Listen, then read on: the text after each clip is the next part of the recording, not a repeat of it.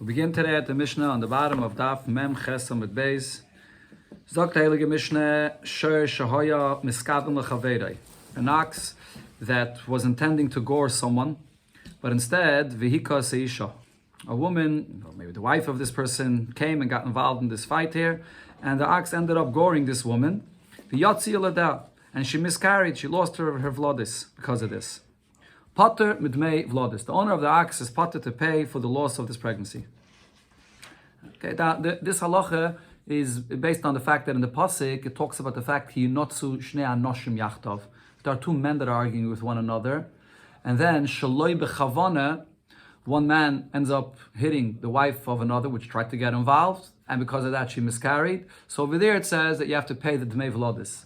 So this chiyuv to pay for the dmei vlodis when you cause the loss of the pregnancy shaloi bechavana is only by shnei anoshim, by two men, but not when it comes to a shur. When a shur causes the loss of the vlodis shaloi bechavana, then you don't have to pay. Ashir actually points out, even though we'll see this in the Gemara. Okay, let's wait for the Gemara. Now, the Mishnah says further, this is the halacha that it actually says, as I mentioned, clearly in the pasuk. V'adam she'im miskaven lechaverei. But one man that was fighting and he intended to hurt his friend, and instead v'hika seisha, he hit this woman v'yatzi l'da, and she lost her vlodis. Mishalem d'mei vlodis. You have to pay the value of these vlodis that were lost. Keitzad mishalem d'mei vlodis. How do you pay? In other words, how do you evaluate this loss of this pregnancy? You evaluate the value of this woman if she would be sold as a maid. What's her value before she gave birth? And what's her value to be sold after she gave birth? And without the babies, that's to be sold without them, how much is she worth now? And that difference in value, that's what the loss over here is. And the fact that she miscarried. Yeah, that's the value of these vlodis that she lost now. So Rab Shimon ben Gamliel says, in Cain, if this is how you're going to evaluate this, after a woman gives birth, she's actually worth more than she was before. Mm-hmm. Now the Gemara will explain that you're evaluating that she was worth to be sold, she was worth more when she was pregnant, and as she lost the vlodis, she's worth less. Actually, the truth could be the other way around. That's one shot in the Gemara. After she gives birth, she's actually worth more. So you can't evaluate this way. Ella rather, shomanis of vlodis kamehen yafin. We evaluate the vlodis themselves, what their worth is. Now, who gets paid the value of these vlodis that were lost there? The noisin labal. And it's the husband, which is the one that gets the payment for the loss of these vlodis. That's the chiddush over here about the payment of these vlodis. Rashi brings the pasuk where it says, we had this before already, that you give to the Baal Ha'isha. The Baal Ha'isha is the one, the Lashon is Kashi Yashas all of Baal Ha'isha v'nasim b'flilim. He's the one that gets the payment of these the lost baby, not the woman herself. Yeah, the husband. If the husband is not alive anymore, then the payment goes to his inheritors, to his children. She doesn't get the payment of the babies that were lost. It goes to the husband. Now, what's if she's a shivcha and she was freed? In other words, she's a giyaitis, or a giyaitis, or without being a shivcha and being freed, she's a giyaitis. Now, the case over here, the main point over here is that she was married to a ger. Whether she was a shivcha that was freed, she got married also maybe to an eved that was freed, or giyedis, she got married to a ger. So in such a case, if the husband, which was a ger, is died, and you can't pay it to him, he's not here anymore, and he has no people that inherit him because he had no children and he has no relatives, he's a ger. This is a case of a person that has no relatives at all. So in such a case, who gets the payment for the vlodis that were lost? Nobody. The woman doesn't get it, and the inheritors don't get it. The person that owes it, he gets it, because what's the halacha by nichsei hager? When a ger passes away and he has all of his possessions, anybody can come and possess it. So this person that owes it, he's the first one that possesses it for himself, and therefore he keeps it. So therefore he doesn't have to pay. Rashi here says, when the Mishnah here says that the wife was a shivcha that was freed, or a giyedis, that's not really the relevant point. The relevant point really is the fact that the husband was a ger, and therefore when he died, nobody is there to inherit him, so the person that owes it can just keep it. So even if the wife was a Yisraelis, it would be the same halacha. Zok the Gemara. When you learn the first case of the Mishnah, so time the miskaven lechaveiroi. From the first case of the Mishnah where the shor gored and intended, the Mishnah said it intended to gore another person, and it ended up goring this woman, and it caused the loss of the pregnancy. So it sounds like that the case is miskaven lechaveiroi. Ha miskaven leisha. But if the shor intended to gore this woman herself, the shor did not intend to cause the miscarriage, but it caused him to gore the isha herself.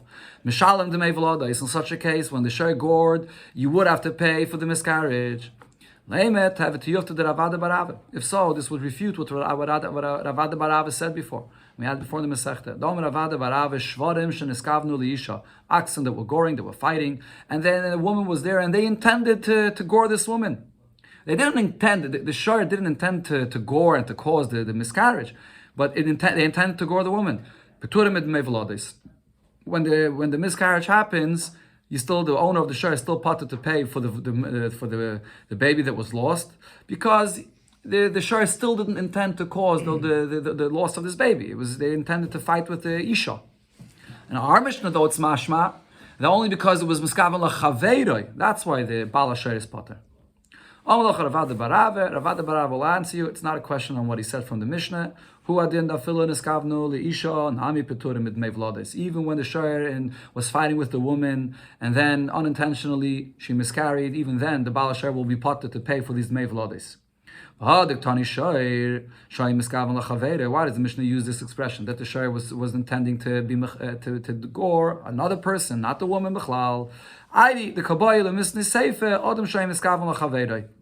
Because over there, it's talking about the case where one man wanted to hit his friend, and over there, why does he use that expression of chaveiroi dachik siv kra? Because that's what the pasuk over there says. Over there, the lashon of the pasuk is v'chiyunotzu anoshim. And then v'nok for isha. There was two men that were fighting with each other. So over there, it's using the lashon of the pasuk. So therefore, katani reisha nami shor shem iskaven chaveiroi. In the reisha, the Mishnah uses a similar expression as well as chaveiroi. But really, the same halacha would be if the shor wanted to gore the woman and then she miscarried, that you'll be potter for the dmei velodis as well. Amar Rav Papa, however, says this is all the halacha if you gored a woman, a Yiddish woman, and she lost her vladis. However, shor shenagachas a shifcha, that is, an ox that gored a shifcha. And again, the point there is that there was no intention to cause the miscarriage, and then the yotzi ladel, and she lost the babies. Mishalem de mevladis. You do have to pay the money of these babies for the master that owns this shifcha that now has a major loss. He would have had the babies that were born, that would be his avodim or his eved. So you have to pay for the loss to the master. My time, what's the reason for this? Why over here don't we say the same thing, that only if two men are fighting with one another, and then there's a miscarriage, unintentionally a chayev. But if a shor causes this unintentionally, you should be pater. So why by shifcha don't we say that same kind of an exclusion that you should be pater? Says the Gemara, because chamarte ma'abarte ba'alma. Who? Because this is like a donkey that was pregnant, who the azik, and that's what the shor was mazik. Right? So just like if your shor gores a donkey and the donkey miscarries, so you have to pay to the owner of the donkey for this loss, for the damage that you caused here. So it's the same thing over here. This shivcha that's owned by his master. Now she brings over here, or the Gemara here brings over here right away also. Why? Because the Amakra, the pasuk says, Shvulechem payem achamayr amadayim alachamayr. When Avram tells Eliezer, which was an Eved Kanani, that you should sit there with the Chamar when he went with Yitzchak by Dakeda. So Eliezer is similar to the donkey that he stays with. So too a Shivcha Kanan is similar to a donkey, and therefore you are going to be chayav for this miscarriage. Taisus explains what really the main point over here. What this means is that, as we saw in the Mishnah, who's the one that gets paid for the loss of the vlodes? The husband. But the thing with the Shivcha Kananis is, by the baby that's born by Shivcha Kananis, there's no halacha of yichus, of connection between the baby that's born and the father. That's the chiddush by Evet Kanani, by Shivcha Kananis. So therefore, you can't pay the husband for the loss of this baby, because there's no yichus between the child and the father. So therefore you don't pay. So l'chayri, you shouldn't have to pay at all. Elamai, the reason why you're paying is because the master of this Shivcha Kananis does have a major loss here, because these are his servants that would be born, that would serve him. So therefore you have to pay the owner, that's the Addain, the master, for the loss of this pregnancy. And the Mishnah said, Ketzad Mishalom Dmei V'Lodois, how do you pay for the Dmei V'Lodois? The loss of the pregnancy, so the fetus that was lost has a certain value. How do you pay for that? So the Mishnah described how you evaluate that. You have to evaluate the value of the Isha when she's pregnant and then see what her value goes down after she gives birth without the V'Lodois, and that's what you know what the loss over here is. But the Gemara asks on this, and we're going to learn this with the Girsa of the Bach, with Rashi's Pshat. There's a few Pshat in this, we'll learn with Rashi's Pshat. The Mei V'Lodois u'shvach V'Lodois me'boile. Why is the Mishnah just asking about the payment for the loss of the fetus, the loss of the pregnancy? There's another payment here as well, shvach V'Lodois as well. What's the shvach V'Lodois? So we had this before in the Gemara. When a woman is pregnant, we had before regarding an animal, but over here it's regarding this woman that she's pregnant. So there's the shvach of, there is the value, the dmei of the V'Lodois themselves. The fetus itself has a certain value. But then there's also the woman herself. When she's pregnant, so there's an expansion to her body. And just because of that expansion in itself, it causes her value to go up as a result of the pregnancy. Yeah, but there's a certain shvach that comes from the pregnancy regarding the expansion of the woman's body herself that she has more value. And now after she loses this pregnancy, so that shvach goes away. So why is the Mishnah skipping that detail of the payment? So again, Dmei V'Lodois u'shvach V'Lodois me'boile. The Mishnah should have been asking, well, how do you evaluate both of these? The value of the fetus itself and also the value of her expansion, that she now her value goes up. Answers the Gemara, Bava Kama. That's really, you're right, the Mishnah Taka means both. Ketzad Mishalom Dmei V'Lodois u'shvach V'Lodois. How do you evaluate the loss over here of both the miscarriage itself, the fetus, and also the shvach V'Lodois, her expansion, the fact that her value went up? So it's the same point. The answer is Shaman es isha kami yofat shelo yolda. You evaluate this woman, what her value is before she gives birth, if you want to sell her. So you have now the value of the fetus and the value also of her expansion, and the kami yafa mishiyolda, and how much she's worth after she gave birth, and now she doesn't have that V'Lodois anymore, and she doesn't have that shvach, she doesn't have that expansion anymore. That's the Tana Kama. Now the Gemara will explain what's Rab Shimon Gamliel arguing.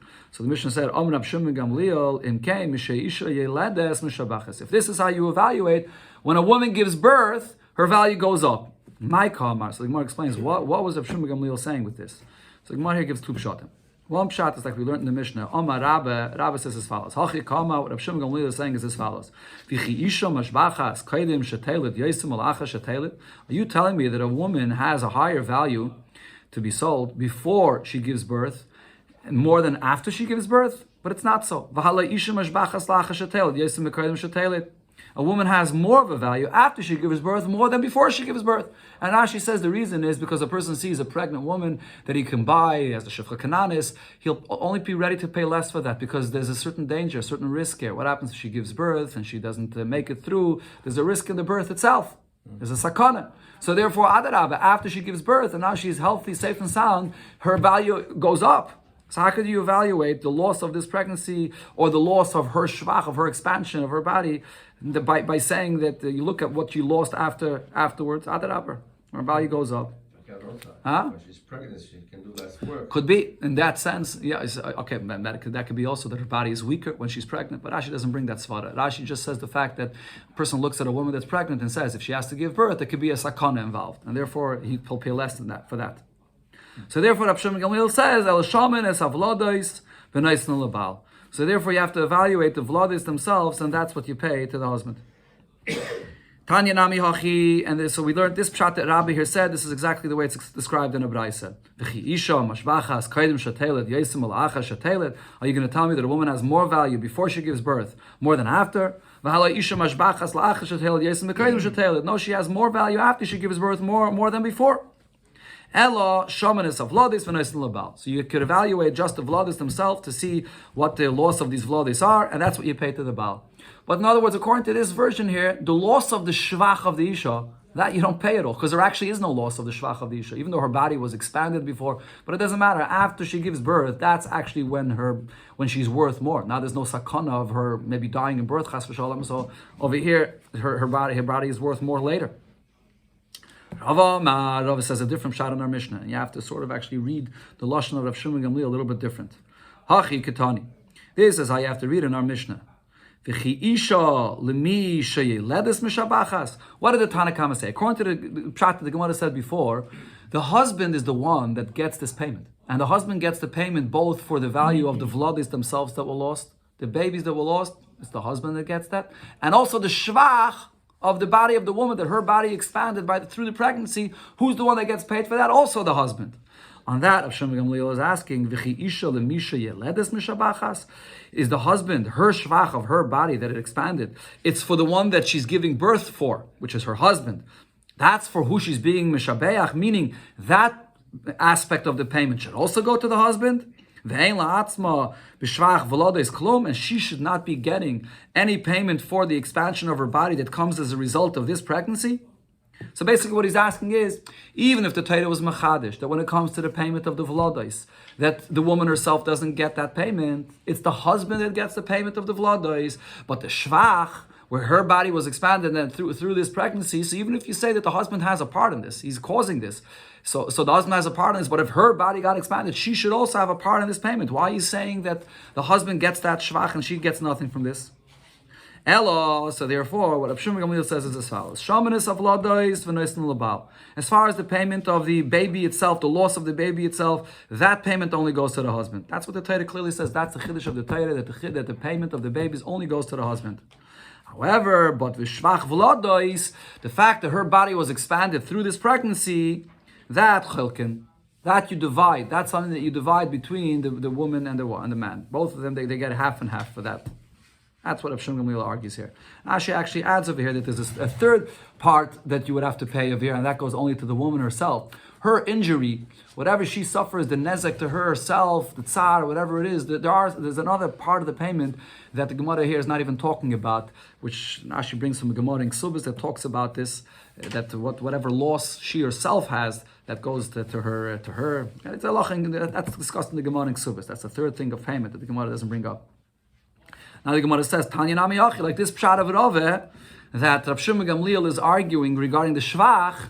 So we learned like this pshat in the Braisa as well. Rav Shimon Gamliel, that Rav Shimon Gamliel said, V'chi isha lemisha yeledes mishabachas, her shvach, the expansion of her body, that should go to the one that she's giving birth for, which is to the husband. Ve'ein la'atzma b'shvach v'lodis klum, and the shvach that her body experiences as a result of the pregnancy, she shouldn't get anything of this. Ela shomin nezek b'fnei atzmai, v'tzar b'fnei atzmai, and v'shomin es avlodos, v'noisen lebal. Oh, so here you see this third mode of payment here. There's the nezek b'fnei atzmai, and there's the tsar, and that's evaluated separately, and that actually she gets paid fully. And then you evaluate the vlodos, which are the babies, and that, the Torah says, goes to the husband. And then a shvach vlodos, the expansion of her body, that's based on the pregnancy, that chelkin. That's divided between the husband and wife. Okay, those are the two pshatim in our Mishnah. And we have a brisa that backs up both of these pshatim. But now the Gemara says, Kashye, the Rab Shimon, Begamliel, Rab Shimon Gamliel. If you think about these two pshatim, these two brises, it's actually a contradiction. Why is it a contradiction? According to the first pshat, it comes out that what Rab Shimon Gamliel is saying is, there is no such a thing as the shvach of the expansion of the woman's body. Why? Because she's actually worth more after she loses the pregnancy than before. So there's no such a thing as shvach v'lodos. That's what Rav Shimon Gamliel is arguing. According to the second brayse, no, Rav Shimon Gamliel is agreeing that there is such a thing as shvach v'lodos. She is worth more before than after. Elamai, what he's arguing is, not the woman should get it, not the husband should get it alone, she should also get a part of that. So there's a contradiction over here. What does Rav Shimon Gamliel hold over here about the value of the expansion of the woman's body? Is she worth more before than after or not? Says the Gemara, like Kashi, it's not a contradiction. It depends which pregnancy this is. Kam b'bim vakeres. Over here, when Rav Shimon Gamliel says that she's worth more after than before, it's when she's giving birth to a b'chayr. It's her first birth. So in such a case, she never gave birth before. There's a bigger risk in this birth, and therefore, anyone that wants to buy this woman as a shifcha will say there's a big risk in her birth. We don't know if she's going to survive it, and therefore her value goes down a lot because of that. But if she's giving birth already a second, third time, so over here it's not such a risk in the birth, and therefore over here her value is actually more before the birth than after. And that's the second brisa that we brought. Now the Gemara goes back to explain the opinion of the Bava Kama, the Rabbanan that disagree. The Rabbanan, the Omri, Shvach v'lodis nami lebal. The Rabbanan say that not only do we say that the value of the baby that's lost, that the Torah says goes to the husband, but also the expansion of her body that she lost now as a result of this pregnancy, and now she lost this pregnancy. So that also goes completely to the husband. Why does he say this? My time. Why does he say this? The time of Rav Shimon Gamliel is correct. That at least part of it should belong to her. So the Gemara answers, Kedetnan or Kedetanya, you learned in the Braisa, you learned it from the pasuk itself. Mimash Mashanema, the pasuk here when it describes the story that happened that she lost the pregnancy. So it says V'yatzu Yoladel. So it says that the babies came out. She lost her pregnancy. Any idea shehi hara. So obviously I know that she was pregnant. Matamad loymar. Why does the pasuk have to earlier spell out and say that v'nokfu isha hara, that the hara, that she was pregnant? So this is an extra word.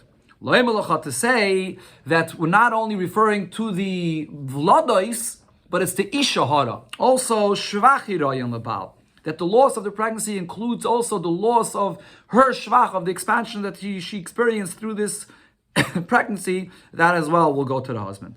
So the extra word, that proves it.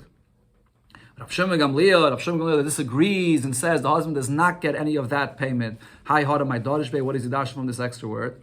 And says the Gemara, mi bayilele kedetanya. He learns what Nabraisa, Rabbi Elazar Yaakov Aimer. He says we learn from this another halacha. La'olam en yechayev ad sheyakena keneged beis hayrayin. This man that caused this miscarriage, he's not going to be chayev to pay for the loss of the miscarriage only if he hits her in the place by the womb where that caused the loss of the pregnancy. In other words, it has to be clear from the way he hit her that it was he that caused this loss of pregnancy. Otherwise, it's not clear that he caused it. So then you're not going to have to pay. So that's what you learn base hara, isha hara, that is. And it has to be in a way that it's clear. Like Gemara adds and clarifies this. Rav Papa says, keneged base hiraya mamish, doesn't mean that he mamish hit her by the womb, that it's the only then that you have to pay for this. Anywhere that he hit her in a place where this brings heat to the baby, and in other words, the impact of the bang or the wound that he caused could cause the loss of the pregnancy, he'll have to pay. The only thing that we're excluding is if he hit this woman on her hand or on her feet, so then it's clear that it's not at all connected to the pregnancy. So then the miscarriage we can't connect it back to this bang, to this impact, so therefore he's not going to be chayav to pay for that. Then the Mishnah said, that if this was a shifcha kananis that was megayer or giyaris, as I mentioned in the Mishnah, the main point of here is that the husband was the ger, and then if he dies, there's no yarshim. So then the one that owes the payment can just possess it and keep it for himself. But now the Gemara says, Omar Rabbe, depends what the case over here is. This is only if he wounded this woman and he caused the loss of the pregnancy when the husband, the ger, was still alive. And now, because the husband was still alive, so who did he owe the loss of this pregnancy to? To this husband, to the ger. And then Umesa ger, and then this ger dies. So now, the ger is not here to pay it to. So then the one that owes it can keep it for himself. The kiv and the ger. So because he did this, this all happened when the ger was still alive. Zachabuhu ger. So the husband, the ger, is the one that the Torah says the husband is the one that gets this payment. Then the kiv and the mesa ger. Once the ger dies and he has no one to inherit this. So zachabu min ger. So the one that's supposed to pay it, he himself could take possession over this from the ger. Aval, however, if the case was if she was already an almana, her husband had already died, and that's when he injured her, and that's when he caused her to miscarry, so then zachila ihi begavayu. She's the one that is zeiche in the payment for this miscarriage. He's going to have to pay her. In other words, when did the Torah say that the payment for the miscarriage goes to the husband? If there's a husband there. But if this happened when she's already an almana, in such a case, the woman herself gets the payment for her vladis. That's Rabbah. Rav Chisda, however, Rav Chisda disagrees with this.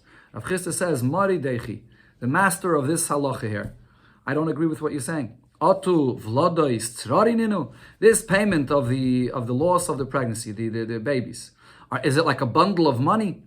And I say that now that the husband is not here, and therefore v'zachia behu, that she's going to be zeiche in it. If the husband is not here to get it, then she's zeiche in it. Rav Chisda disagrees with this. He says this whole payment of the vladais is not like a bundle of money. In other words, the point of here that Rav Chisda is saying, b'chlal, the entire payment for the vladis is a chiddush. Because what are we talking about over here? That man that caused the miscarriage, he intended to hit the woman or intended to hit his friend, and it all happened unintentionally. And really, you shouldn't have to pay b'chlal for the dmei v'lades. Nevertheless, the Torah was machadish that the husband could collect the Dmei V'Ladis. You have to pay the husband for this loss. It's a special chiddush that the Torah granted the right for the husband to get this. But it's not a real regular payment of damages or of a loss of money that if the husband doesn't get, then it goes over to her. It's a special chiddush that the Torah says goes to the husband. But if the husband's not here, so Ella Isei Labal, if the husband is here, Zachal Rachmana. That's the chiddush that the Torah says that he merits and he can take this. Lesser Labal, if the husband is not there, Loi. So then, if she's an almana, so then there's no payment at all. Then nobody gets anything. This is this whole payment is only if the husband is alive. That's what Rav Chisda says. Okay, so we have a machlokes here now. So now the Gemara brings and asks, Meisvei, we learned in the Braisa, and we had this quoted before in the Masechta, Hika seisha v'yatzi ladel. So this man hit the woman and she lost her pregnancy. And so then Naisen Nezek Vitzar Isha, the damage or the pain that she suffered, that goes to the woman herself. Udumei V'Ladais, and the value of the V'Ladais, Labal, that as the Torah says goes to the husband. Now, Eina Baal, if the husband's not here, the husband died, Naisen Liyarishav. So then the payment of the pregnancy, that the loss of the pregnancy goes to his Yarshim, does not go to her. And the Gemara actually explained this before. Yeah, okay, 1 second. It goes to her Yarshim. Eina Isha, if the woman is not alive. Yarshav, right. That goes to his Yarshim. Okay, that's understood, yeah. Now, Eina Isha, now the payment of the Nezek and the Tsar, which goes to her, if she passed away, so then Naisen Yarsheha, her Yarshim get this. And here Rashi brings what we learned already before in the Gemara. Usually, when a woman dies, the husband is the one that inherits her. But over here, the case is that the husband already had divorced her. So therefore, her Yarshim get this. Okay. Now then the Braisa says, if she was a shivcha that got freed, a giyaris, or she was a giyaris, and over here the point is that her husband is a ger, in such a case, zacha. In such a case, then the person that caused this injury and this miscarriage, he can keep it. He doesn't have to pay. So what do you see over here in this case? Now the way the Gemara is understanding this right now is that even if this happened, this whole injury and the loss of the pregnancy happened after the husband already died, but nevertheless, the one that did this, that caused this injury and caused the loss of this the loss of the pregnancy, that is, can keep the payment. But according to Rabbe, if it happened after the husband passed away, then she should be getting it. That's the question. But the Gemara says, what's your question? Omri, the answer to this question, Umi adifim masnisin, is the language of this Braisa any stronger than the language of our Mishnah? And our Mishnah also spoke about the exact same case. And over there, Rabbi explained and said, that what happened was that the miscarriage happened because he injured her when the husband was still alive, and only afterwards the husband passed away, the ger passed away. Only then could the one that caused this injury possess this payment. So Hachanami over here in this Braisa says, well, that this all happened when the husband was still alive and then he passed away, so therefore he can hold on to this payment for himself. But if it happened after the husband passed away, then the payment has to go to the woman herself.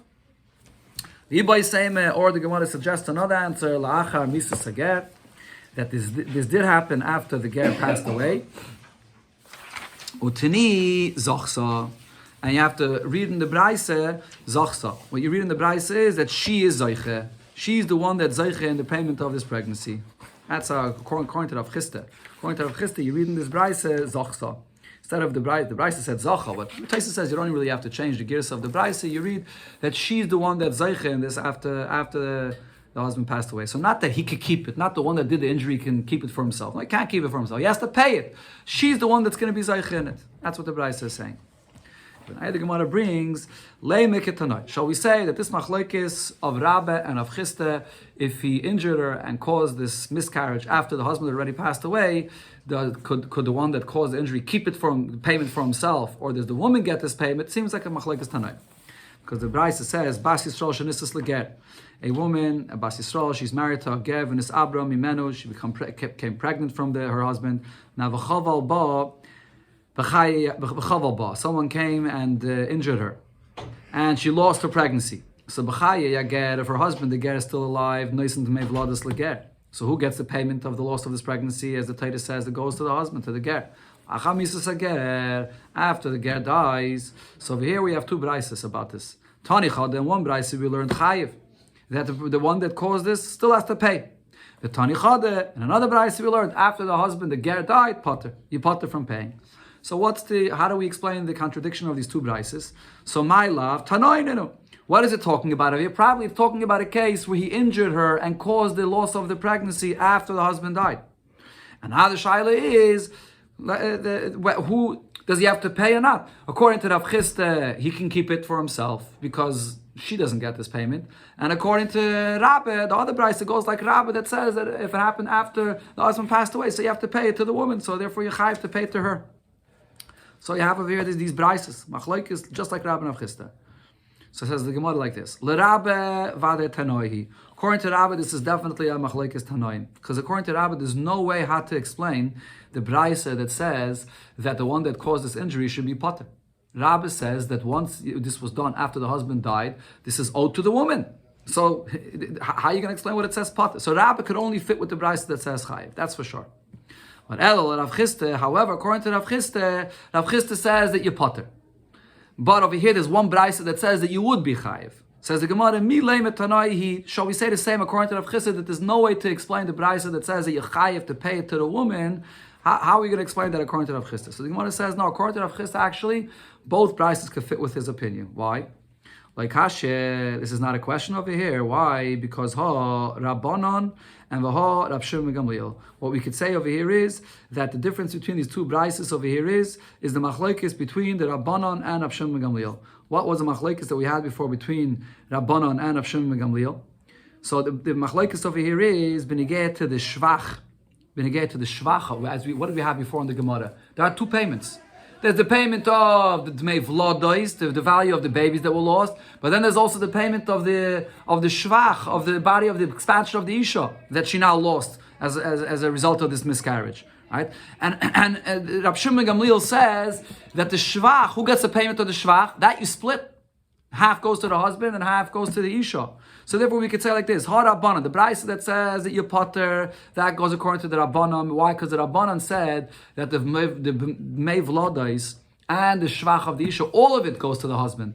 So now if the husband's not alive, Rav Chisda says the one that caused the injury can keep it all for himself. He's zeicha menichsi ager, the woman gets nothing. She's not zeicha anything here.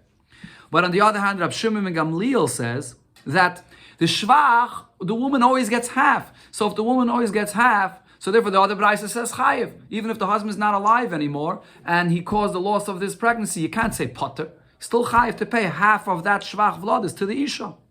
That's the pshat on the brisa that said chayiv. So it could still fit with Rav Chisda's opinion. But the Gemara asks on this answer, Rab Shimon ben Gamliel, if the brisa that says chayiv is referring to that half a payment of the shvach that Rab Shimon ben Gamliel says anyways goes to her, so that my iri lacher misa. Why is the brisa saying that this is only after the ger, the husband died? That even when the husband's alive, Rab Shimon ben Gamliel says that the woman gets half of that payment. Isla palga, she gets half. Answers the Gemara, you're right. Even when she's alive, she would get half. But mechayim isla palga. When the husband's still alive, she only gets half of that payment. But now, what the Bryce is saying is, la'achamise, once the husband dies, kule, she's going to, as far as the shvach is concerned, that she lost, the value of the expansion of her body, that she's going to get the entire payment.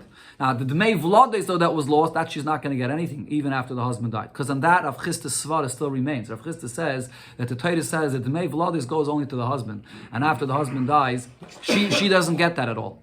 But the shvach, with this, that the shvach that she got half when the husband was alive, now that the husband died, and he came and injured her after the husband's dead, that she's going to get the full payment for that. Okay, that's one pshat. Now the Gemara is soon going to explain exactly the pshat in this, but first the Gemara brings another pshat there. Or if you want, I could explain both of these braises, chayiv and potter. It fits with Rav Chisda's opinion, even though Rav Chisda says the woman doesn't get anything after the husband passes away, but I could explain as follows. Rav Shimon ben Gamliel. Both of these braises are Rav Shimon ben Gamliel's opinion. Kam b'shvach v'lodos. The brisa that says chayiv is referring to the shvach v'lodos. So as far as the loss of the shvach of her body that she does get if this happened after the husband passed away. And kam b'dmei v'lodos. And the other brisa that says potter, that's like Rav Chisda said, the value of the babies itself, that the Torah gave only to the husband. And if it happened after the husband passed away, the woman gets nothing. Those are the two brises. Okay, but now the Gemara asks on this, and the Gemara is going to clarify the pshat in this distinction. We're making here a distinction between the dmei vlodos and the shvach of the body of the isha. The dmei vlodos, after the husband passes away, she gets nothing. But the shvach of the isha, she does get if this happened after the husband passed away. Not only that, we said she gets the whole thing. So Amri, so the question was asked, let's explain this better. Mishvach v'lodis, from this that you're saying that the shvach, she does get, if it happened after the husband passed away. So if that's so, lishma, shouldn't we learn out from that the same thing should also apply to the v'lodis? That once the husband passed away and now she lost her pregnancy, that she should also get the dmei v'lodis. Why is Rav Chisda making this distinction? Just like he's saying regarding the dmei v'lodis, that no, that's a kind of payment that the Torah gave only to the husband and she gets nothing. So we should say the same thing regarding the shvacha as well, that she should get nothing. And that's according to the Rabbanan, we're asking it. The Gemara says, from this that you're saying, according to Rab Shimon Gamliel, what did we say according to Rab Shimon Gamliel? Even though a woman only usually gets half of the shvach v'lodais, but if it happened after her husband passed away, she gets the full shvach of the v'lodais. So if we're saying that it changes, after the husband dies, she gets full, even though before she would only get half. So shouldn't we learn out from there, for the opinion of the Rabbanan as well, that she should get the full payment of the shvach, and she should get also the dmei v'lodais? So what's the distinction over here between these two things? So already the answer, the explanation here is as follows. Lo, it's not the same thing. Shvach v'lodais the shaycha yada b'gavayu. When it comes to the payment that she lost because of her shvach of her body, the expansion of her body, so we see that even while the husband is still alive, shaycha yada b'gavayu, she has a connection to this loss, right? Because we see that she gets half of that. So therefore, zachi ba b'kulu. So therefore, after the husband dies, if it happened after he dies, so then she gets the whole thing. Because we can see that the Torah, even when she's alive, we see that she has a connection to this. But the payment of the loss of the pregnancy, here the Torah says she has no connection to this. This is a chiddush that the Torah says, really, as I mentioned before, this payment of the loss of the pregnancy, because it happened unintentionally, really, you shouldn't have to pay it at all. This was a special chiddush that the Torah gave the husband the right to collect this. This is not a regular payment of money, like Rav Chisda said before. This is not like tzrari, this is not like a bundle of money, it's not a regular payment. That lezachi buklal, that she gets nothing. Rav Chisda says even after the husband died and this loss happened then, she gets nothing from that. Okay, the Gemara now has another boy. Since we're speaking over here about a ger that dies, that the one that caused this loss of the pregnancy could possess that payment for himself, because that's the halacha by nichse ager. Anyone can come first and possess it. So the Gemara brings a nibaya now regarding nichse ager b'chlal, another shaila, a few halachas over here regarding this. So bayim and Rav Yev Savim Rav Nachman hamachzik b'shtareisa shel ger. A ger passes away, people are coming and taking from his possessions. Someone comes and grabs holds of documents that belong to a ger. Mahu. What's the halacha? Now these documents, it says in these documents that someone owed this ger $1 million, and because of that you can go and collect properties from this loive. So by grabbing hold of these documents, do you get anything? So now the Gemara explains as follows. Do I say, no, he's not a ganev. After the ger passes away, all of his possessions are hefker. And because he has no Yiddish, and anybody can come and take whatever you want. So, but you took the shtaris. So now the question is, do I say man the machzik b'shtare, the one that's taking the shtar, adaita dario the machzik? He's only taking the shtar because of what's written inside of it. He wants to get the ability to collect whatever loans there are here to collect properties. And if that's the case, he gets nothing because in those properties that he wants to collect, he didn't make any chazakah. So being machzik just in the piece of paper that has the loan that you can collect, it's not called a chazakah, you get nothing. Now, the actual physical paper, could you be kind of to keep the piece of paper? That's not a chazakah at all. When you will grab these documents, your mind was not to be kind of the papers itself, so you're not going to be kind of even the paper either. Or perhaps you could say, when he grabs the documents, he's thinking I could use the documents, of course, to collect the loans, and I get the properties that I can collect. But he also wants to have the value of the paper itself, so maybe at least it could be zeicha in the paper. Amalei, Ani Moiri, answer me, my master. You're asking over here this question. So you understand that the properties for sure he doesn't get. So what's your whole shaila? Your whole shaila is about the paper. He needs the paper itself to cover his flask. What does he need this for? Amalei, so Rav Yevi, he asked this question. Yeah, that's my question. Lots of a lot. So let's say he wants to keep these documents. He wants to use it as a cover over his flasks. Is he kained or not? That was his shaila. Amar Rabbi, Rabbi says another halacha regarding a ger that dies, and again, when a ger dies, all of his possessions are hefker. Mashkoinish Yisrael biyad ger, there was a collateral. A yid owed money to this ger, and now this ger dies, and then there was a mashkin that was from the Yisrael that was in the hands of the ger. Umeisa ger, the ger dies. The boy Yisrael acher, somebody else came, v'hichzik boy, and grabbed this mashkin. So now the original person that gave the mashkin says, I'm the first one that should get back this mashkin the moment the ger dies, so I should repossess it. It belongs to me. What gives you the right to take it? And it says, yeah, we take it away from this person now that came to grab it. My time, even the misla ger, the moment the ger dies, so the money that you owe to this ger is gone. There's no shibud anymore because there's no one to collect this money. So therefore, you get back to your mashkin automatically. Nobody else could come and grab your mashkin. Okay. Now another case in the opposite. Mashkin shel ger b'yad Yisrael. What if there was a mashkin of this ger? So he borrowed money from Yisrael and he gave a mashkin to Yisrael. Umeisa ger, and now this ger dies. Uba Yisrael acher ve'echzik boy. Now another yid hears that this ger dies and goes into the property of this Yisrael that was keeping this mashkin from this ger, and he goes and possesses this mashkin. So who gets to keep this mashkin? This Yisrael that had it already from before, or this new Yisrael that came along now to grab it? So over here, Rabbi says, Zekana keneged ma'isov. The one that was holding the mashkin for his loan from the ger, he can keep the part of the value of the mashkin that is the same as the value of the loan that he wants to collect from the ger.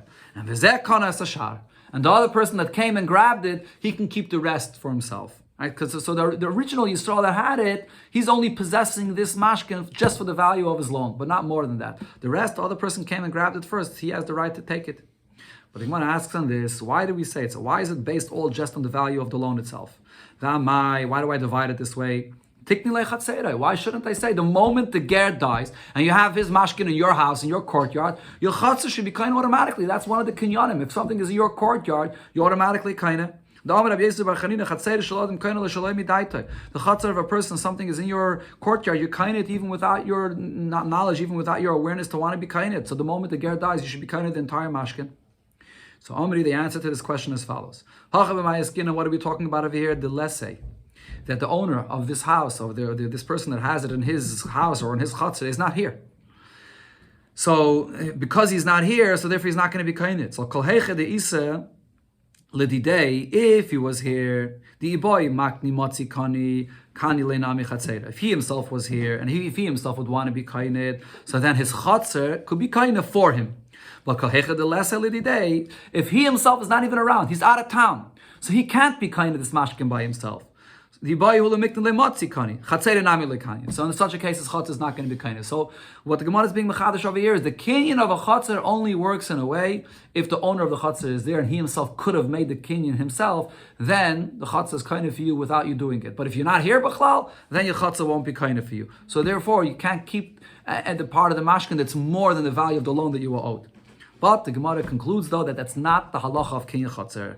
The halacha, though, is the let's say bichatzeiroi, only if this mashkin that the Yisrael had from the ger was not inside his house, it was not inside his chatzar, the loikana. Then you're not going to be kind of the entire mashkin.